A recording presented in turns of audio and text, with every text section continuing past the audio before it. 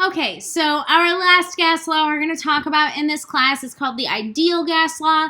Believe it or not, there are more gas laws out there. Who knew? I did. So this is going to be the last gas law we're going to talk about in this class. So now that we have this relationship between the size of the sample and the volume, we can compile every single thing that we know into one big equation. So we can relate volume and temperature and pressure and number of moles all in one place.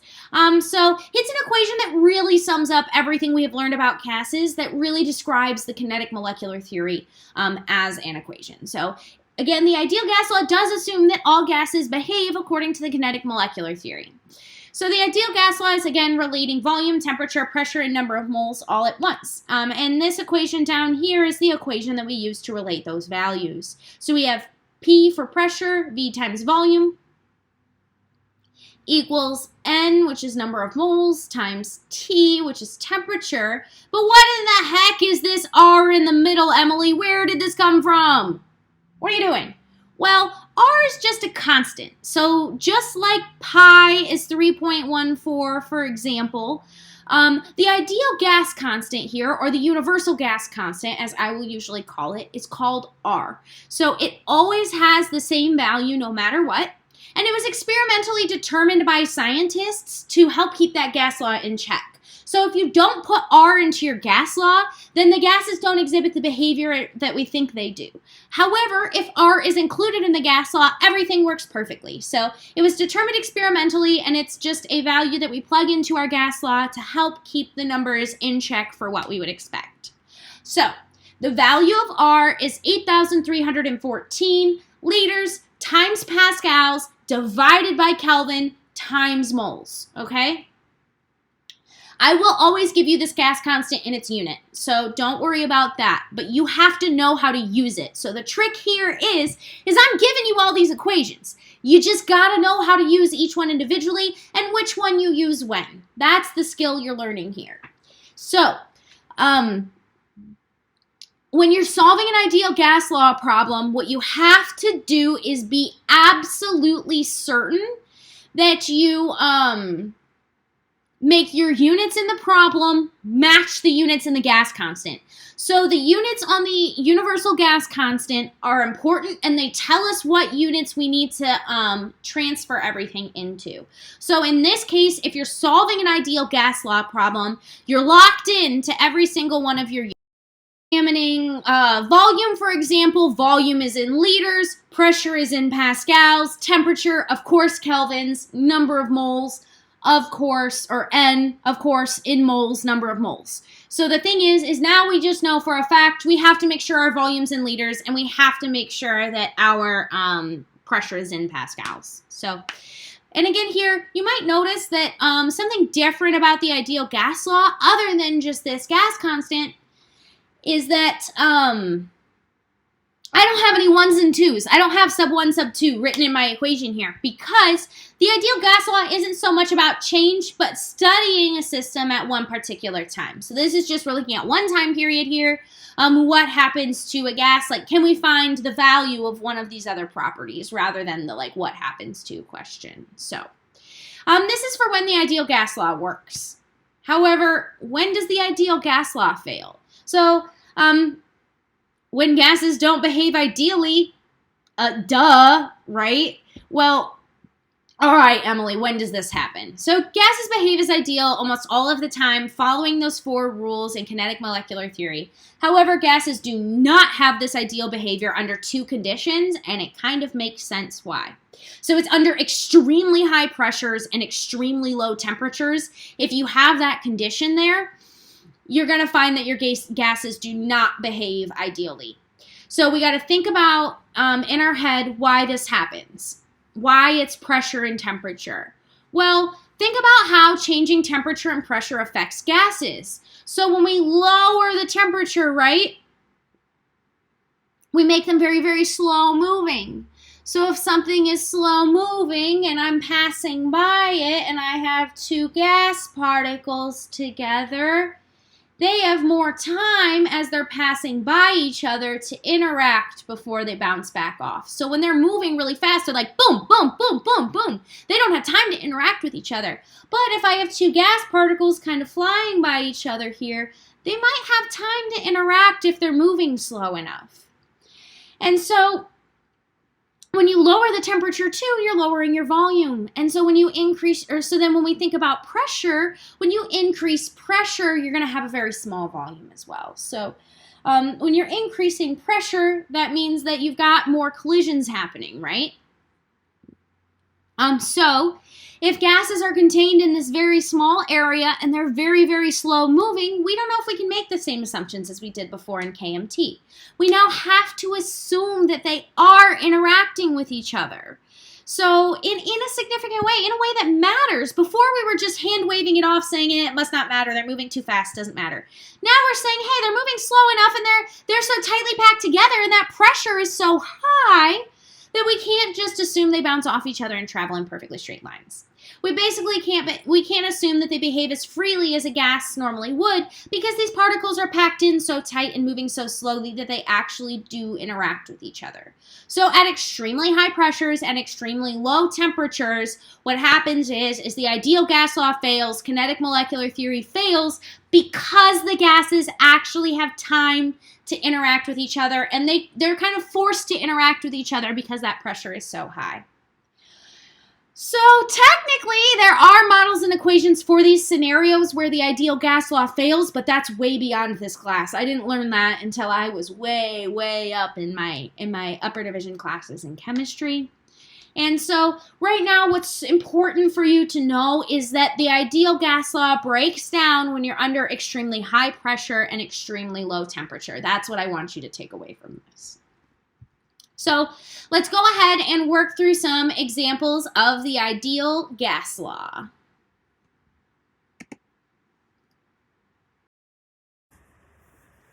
All right, so up here on the board I have written an example problem that we might solve using the ideal gas law. So it says if you have a sample of methane gas that has a volume of 634 milliliters, is at 298 K, and is under 63,987 pascals of pressure, how many moles of methane are there? So it's a pretty big indicator that this is going to be an ideal gas law problem because we don't have anything that says before and after. We're just looking for information about a specific sample. So again, as always, figure out what we're given, figure out what we're looking for, plug it into our equation and solve. So that being said, let's read through our problem and figure out what information we're given. So if you have a sample of methane gas that has a volume of 634 milliliters, so that tells me that volume is 634 milliliters. And it's at 298 K. Kelvin is temperature, 298 K. And it says under 63,987 pascals of pressure, so P equals that number there, 63,987 pascals. And then if I continue reading through my problem, that's all of the numbers I'm given, and it says how many moles of methane, so that means I'm going to be looking for my N value. Mean equals N question mark. Okay, so as I'm looking at this problem, remember I have to go through and make sure that each of the numbers that I'm given has the correct unit that will match the universal gas constant. So the universal gas constant has a unit of liters times pascals divided by Kelvin times moles. So I've got Kelvin, I've got pascals, I'm looking for number of moles, but big red flag. My volume is not in liters, so I must convert my volume to liters first. So I have 634 milliliters.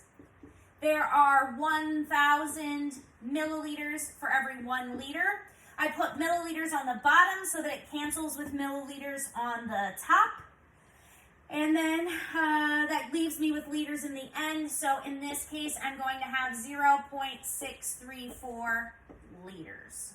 All right, so this is actually 0.634 liters. All right, I'm going to go ahead and erase this just to give myself a bit more space as we figured out through all of these videos I need more space. So I'm going to erase that. But that is how you convert to liters as another piece of practice. So let's go ahead, write our equation, and plug in. The ideal gas law is PV equals nRT.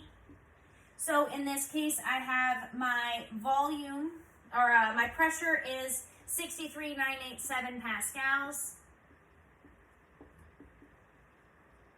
times my volume, which is 0.634 liters. I'm going to run out of space anyways. That equals, I'm going to have to kind of break my line here, I'm sorry. So that equals, let me see if I can't make myself some more space. We want more space.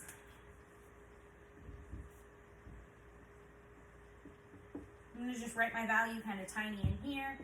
PV equals nRT. We've already figured out our pressure is 63,987 pascals. Multiply that by the volume, which is 0.634 liters, equals N, which is what we're looking for. So we're going to go ahead and write that variable in, times R, which is our universal gas constant. So I may not always write the universal gas constant with my problem, but it's given to you in your list of gas laws as well. So R is 8314 liters times pascals divided by kelvins times moles. And that's going to be times our temperature, which is 298 K.